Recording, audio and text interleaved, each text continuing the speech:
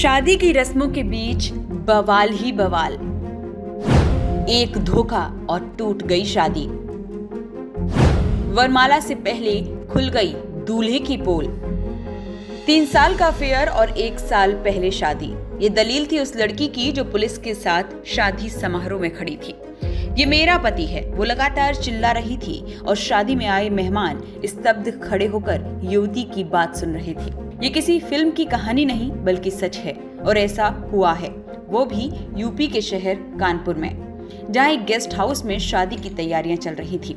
मेहमान शादी में खाना एंजॉय कर रहे थे।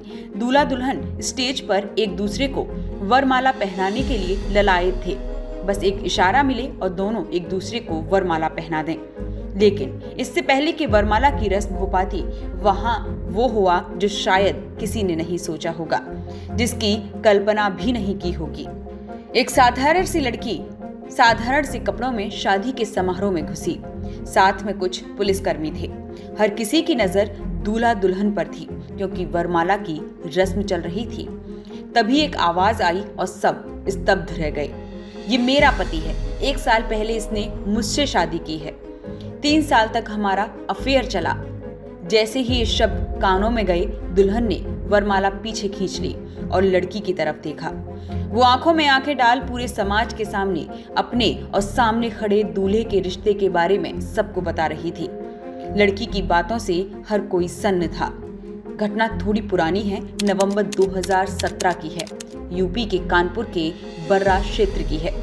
दूल्हा अपनी गर्लफ्रेंड को धोखा देकर किसी और से शादी करने जा रहा था, लेकिन गर्लफ्रेंड धोखेबाज लड़के को सबक सिखाने के लिए पहुंच चुकी थी। खूब देर तक हंगामा रहा। दूल्हा बना प्रशांत दलीलें देता रहा। दूल्हे का कहना था कि शादी के लिए उसने कई बार लड़की के घर वालों से बात की, लेकिन लड़की के घर वाले राजी नहीं थे। सबकी अपनी अपनी दलीलें थी। मामला थाने पहुंच गया और शादी में आई मेहमान अपने अपने घर के लिए निकल गए। 5 घंटे तक पंचायत चली।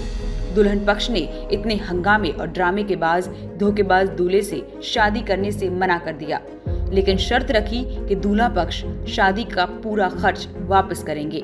जिसकी कुछ देर पहले शादी थी, अब उसके ऊपर आरोप था रेप का।